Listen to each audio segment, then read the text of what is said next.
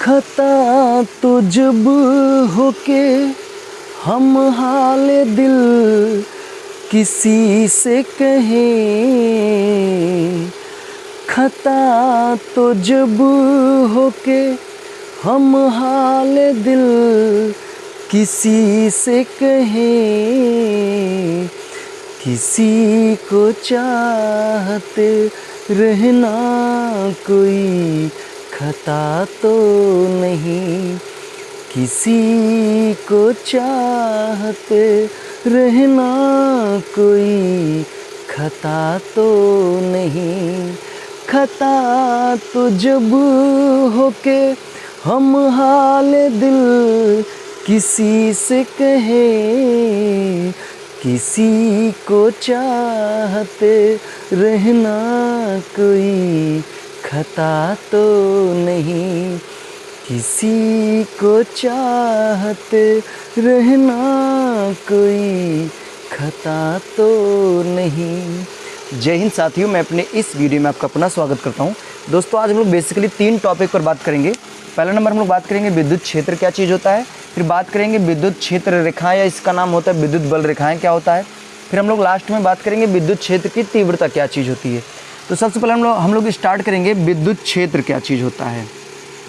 तो आइए हम लोग समझेंगे विद्युत क्षेत्र कहते किसे हैं, ठीक ना। देखिए, विद्युत की अगर बात करें, विद्युत का मतलब होता है आवेश।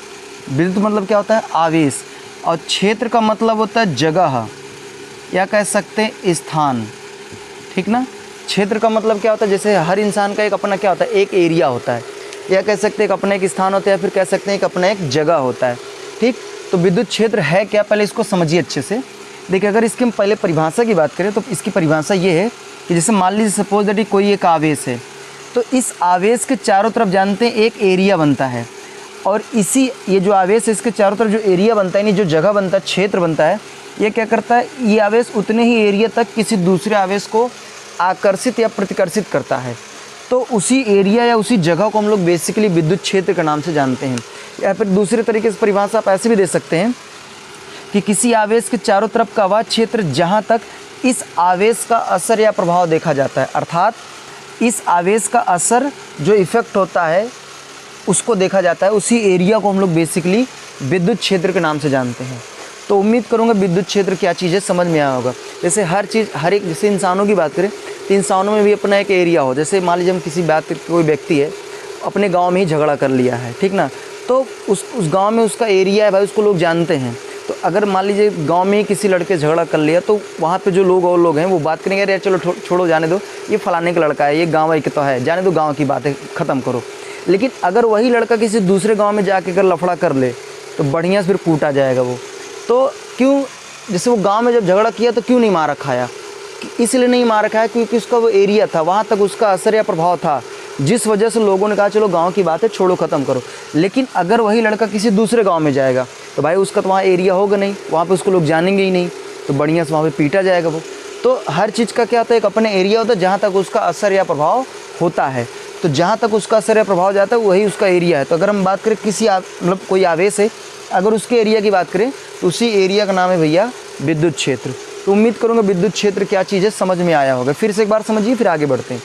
विद्युत क्षेत्र की परिभाषा ये है, किसी आवेश के चारों तरफ का वह क्षेत्र जहाँ तक उसका असर या प्रभाव देखा जाता है, या फिर आप ऐसे कह सकते हैं कि किसी दूसरे आवेश को आकर्षित एवं प्रतिकर्षित करता है, उसी एरिया को या उसी क्षेत्र को या उसी जगह को हम लोग बेसिकली विद्युत क्षेत्र के नाम से जानते हैं। तो उम्मीद करूँगा हमारी बातें यहाँ तक आपको समझ में आई होगी। अब हम लोग बात करेंगे विद्युत क्षेत्र रेखाएँ या विद्युत बल रेखाएँ होती क्या हैं। तो इधर समझिए, जैसे आप लोगों ने पढ़ा होगा कक्षा 10 में भौतिक विज्ञान में चुंबकीय बल रेखाएं पढ़ा होगा।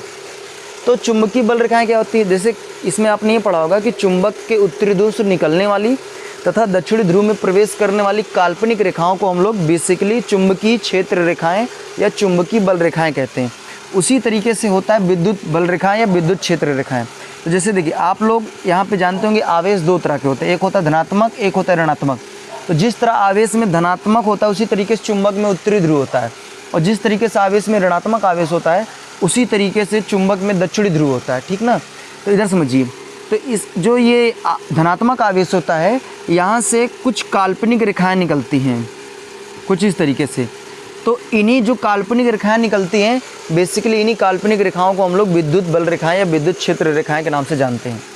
अब यहाँ से देखिए, जैसे धनात्मक आवेश है तो यहाँ से काल्पनिक रेखाएं ये निकलती हैं, लेकिन अगर हम बात करें ऋणात्मक आवेश में तो यही काल्पनिक रेखाएं ऋणात्मक आवेश में क्या करती हैं, प्रवेश करती हैं, यानी एंट्री करती हैं। तो अगर मैं इसके परिभाषा की बात करें तो धनात्मक आवेश में प्रवेश करने वाली तथा धनात्मक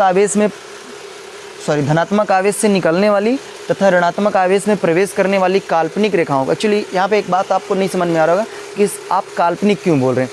एक्चुअली काल्पनिक इसलिए बोला जा रहा है क्योंकि हमारी आंखों से दिखती नहीं है। तो भाई जो चीज़ हमारी नज़र से नहीं दिखती उस चीज़ को हम लोग काल्पनिक मानते हैं। तो यानी यहाँ पे जो रेखाएँ हैं एक्चुअली हमारी नज़रों से दिखती नहीं है, जिस वजह से इन रेखाओं को हम लोग क्या बोलते हैं, काल्पनिक रेखाएँ। तो धनात्मक आवेश से निकलने वाली तथा ऋणात्मक आवेश में प्रवेश करने वाली काल्पनिक रेखाओं को हम लोग बेसिकली विद्युत क्षेत्र रेखाएं या विद्युत बल रेखाएं कहते हैं। अब यहाँ पे एक चीज़ समझना है आपको, विद्युत क्षेत्र रेखाएं इसका नाम कैसे पड़ा। देखिए, विद्युत का मतलब होता है आवेश, क्षेत्र का मतलब होता है जगह, और रेखाएं का मतलब रेखाएं। तो एक्चुअली बात ये ना कि जो ये जैसे यहाँ पे देखिए धनात्मक आवेश है तो यहाँ से क्या हो रही है, काल्पनिक रेखाएँ निकल रही हैं।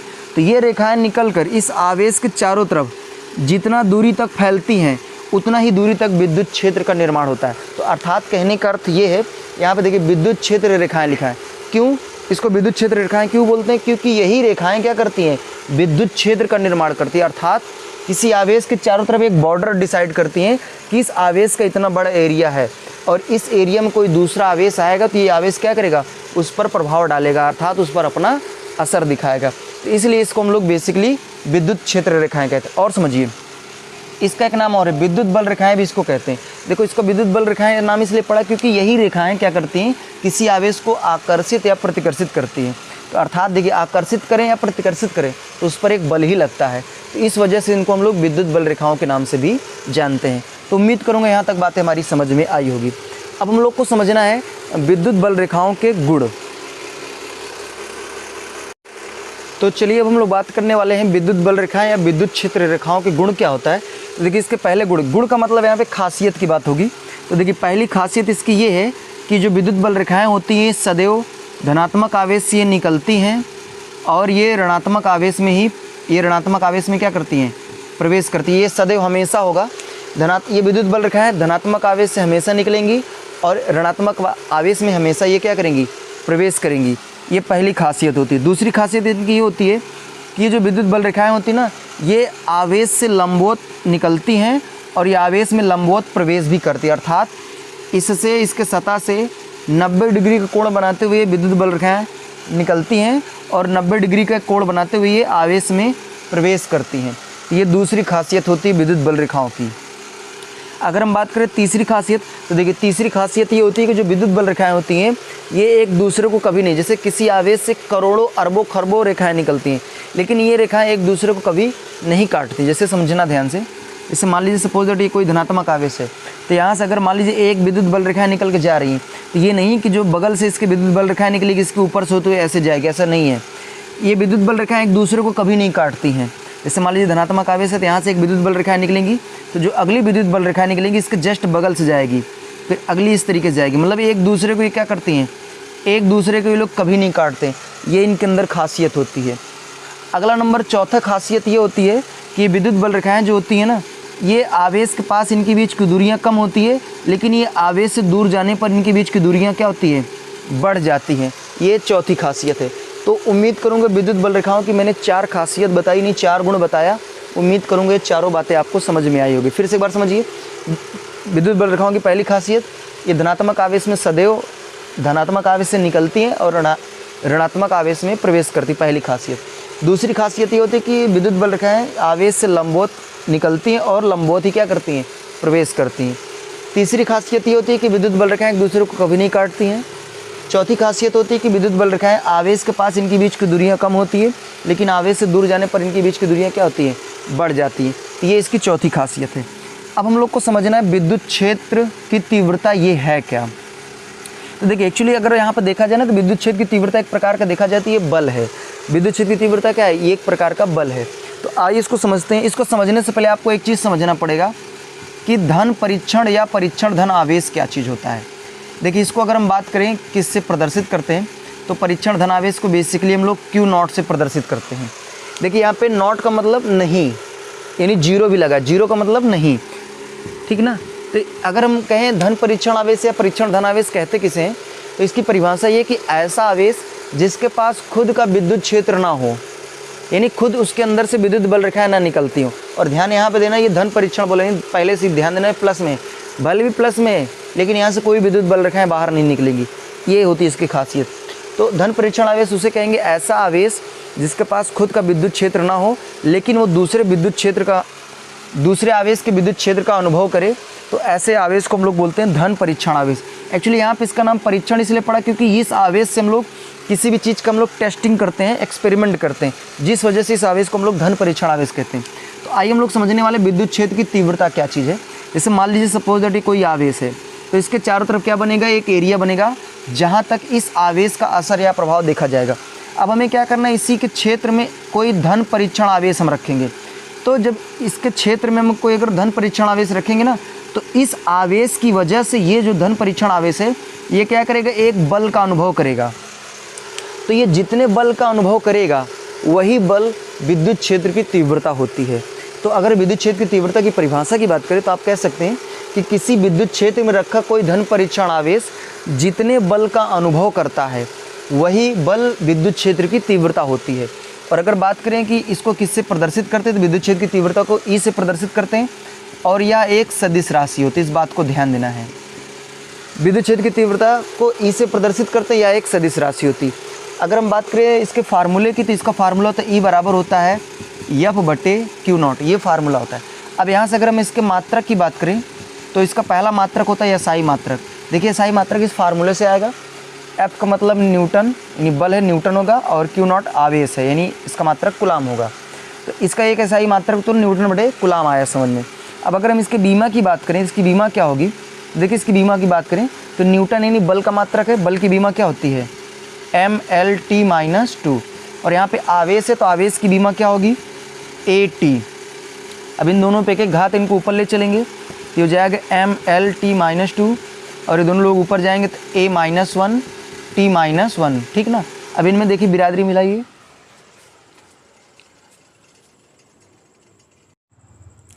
सॉरी माफ़ी चाहूँगा लाइट कट गई है, खैर कोई नहीं। चलिए देखिए ध्यान से, इसमें हमें क्या मिलाना है, बिरादरी मिलाना है। तो देखिए ध्यान से, यहाँ पे पहला नंबर M का कोई नहीं है, इसको लिख दीजिए ऐसे इस तरीके से M, और यहाँ पे देखिए L की कोई बिरादरी नहीं, L लिख दीजिए। फिर T घाते यहाँ -2 है, यहाँ पे T घाते -1 है, तो हो जाएगा T घाते -3, और यहाँ पे A के घाते क्या हो जाएगा -1। तो ये इसकी क्या हो जाएगी बीमा। हो सकता है थोड़ा कम क्लियर दिख रहा होगा, चलिए कोई बात नहीं। अब इसकी हम बात करेंगे मूल मात्रक की। इसका मूल मात्रक जो होता है यही बीमा से निकाल लिया जाता है। चलिए फिर हमें इसका क्या देखना है, इसका हमें मूल मात्रक देखना है। तो मूल मात्रक जो होता है यही बीमा से निकाल लिया जाता है। तो मूल मात्रक की बात करें तो इसका मूल मात्रक होगा इधर से, यहाँ पे देखिए M का मतलब द्रव्यमान है, तो यहाँ पे किलोग्राम हो जाएगा, इंटू L मतलब लंबाई, लंबाई का मात्रक होगा मीटर, तो मीटर। उसके बाद यहाँ पे T माने टाइम है, इसका मात्रक होगा सेकेंड, तो सेकेंड के घात -3 इंटू A माने है एम्पियर, तो यहाँ हो जाएगा एम्पियर,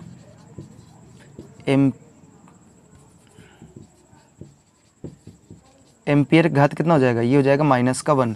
तो ये बेसिकली हमने क्या बताया, ये हमने बताया है विद्युत क्षेत्र की तीव्रता का ये मूल मात्रक है।